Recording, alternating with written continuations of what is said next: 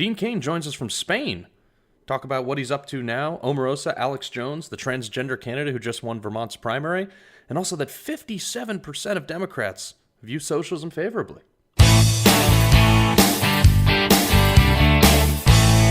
Hey, so welcome back to Liberty and Cocktails. Today, I have the man, the myth, the legend, from Spain, Dean Cain himself. Dean, how are you, buddy?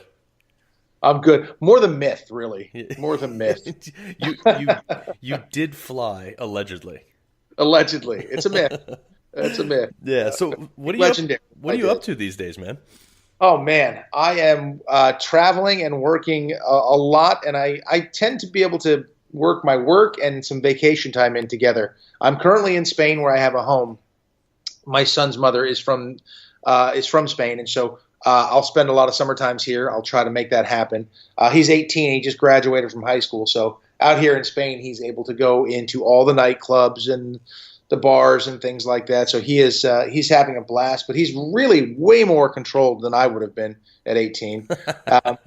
And we're having a blast out here. I've already traveled through Poland and Monaco and France this summer. I'm working a lot. I've shot about 4 movies this year. I got a big one opening in October called Gosnell, which is the story of Kermit Gosnell, who may be the most prolific serial killer in American history. If you really break it down, he's an abortion clinic doctor who was performing a lot of late-term abortions and partial birth abortions and things like that. Just awful stuff. He's in jail forever now. But I play Jim Wood, who's the detective who takes him down, who opens a narcotics investigation that, of course, leads to finding out all about that stuff. So that film...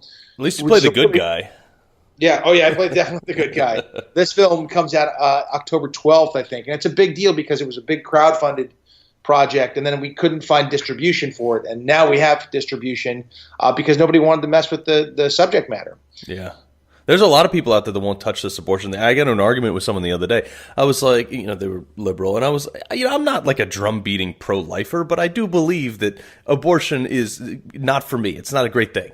And I said to somebody, I was like, so imagine the irony of the fact that you think you should be able to abort up until the day of birth, but yet you consider a frozen microorganism on a distant planet as life. Just me, but what do I know? Well, yeah, exactly. Yeah. Well, I don't. That abortion on demand, and up until in Pennsylvania where this took place, the Gosnell film, I believe it's 20 weeks. After 20 weeks, no, I'm sorry, it's 20. Is it 20 weeks? 20 weeks or something like that is when weeks. They say you can't do it. And these guys was performing them way late, and a lot of these babies were born alive, and he would snip their. How do you live with yourself? He didn't think he was doing anything wrong. I still think he thinks he did not commit a crime. That's a moral issue, like deep down. It is, and it's horrible. I mean, because these babies were born alive, and it's just absolutely horrific.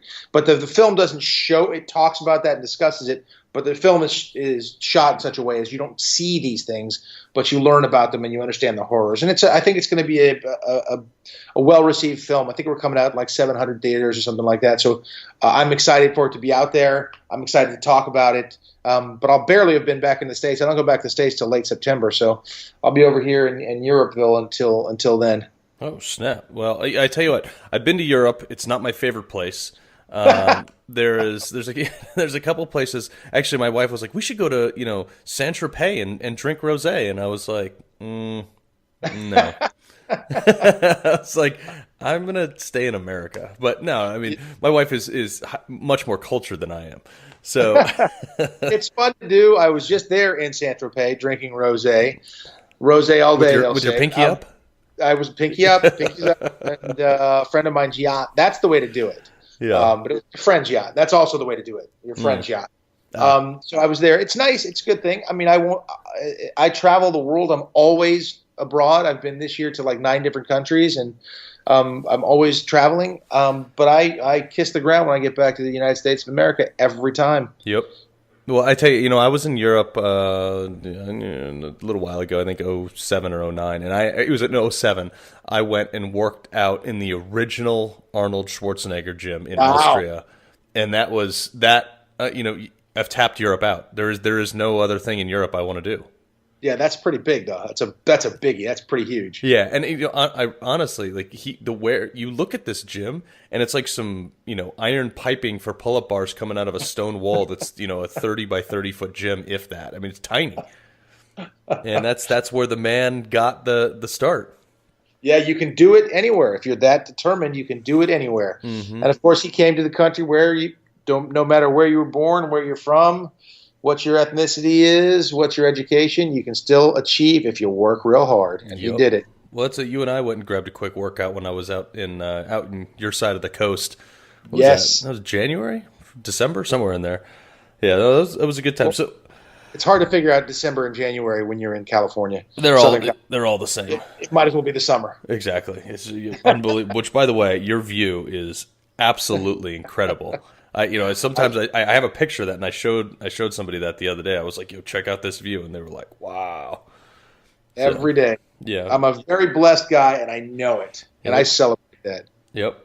And you have that nice hill where you can throw the dog turds right off the hill, and nobody notices. All right, and I do. So I want to get right to this.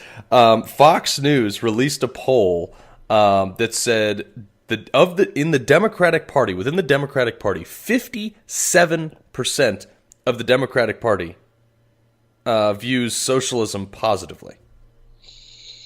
What? Whew.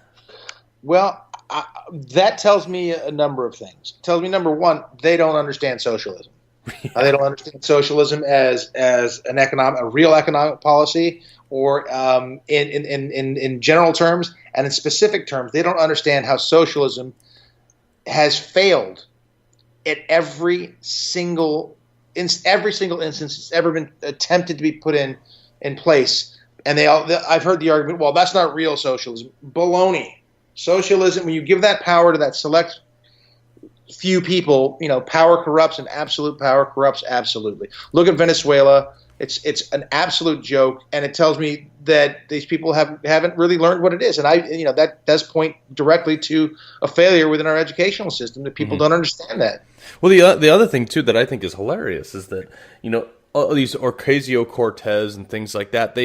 This woman was, up till like 3 or 4 years ago, was a capitalist. She worked she was a bartender. Like, when the economy's good, people go out drinking.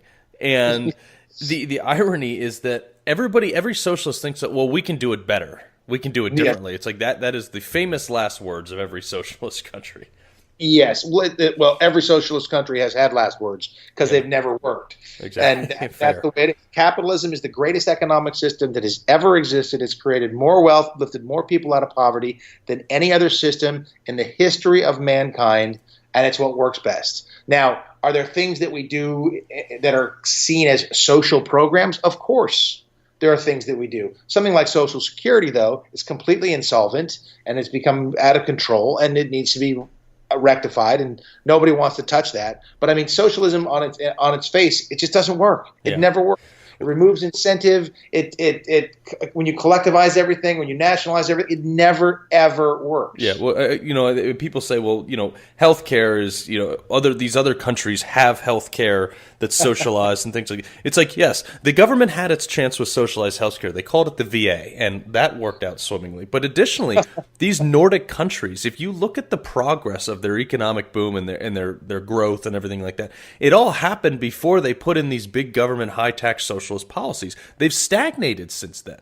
Of course. And it's a different demographic too. That's one thing that people don't understand. When Denmark, who has, very high taxes, or Sweden has very high taxes, and they take care of everybody with everything they have, but what they don't have, which people don't realize, is that in Denmark, there's not a lot of advancement in research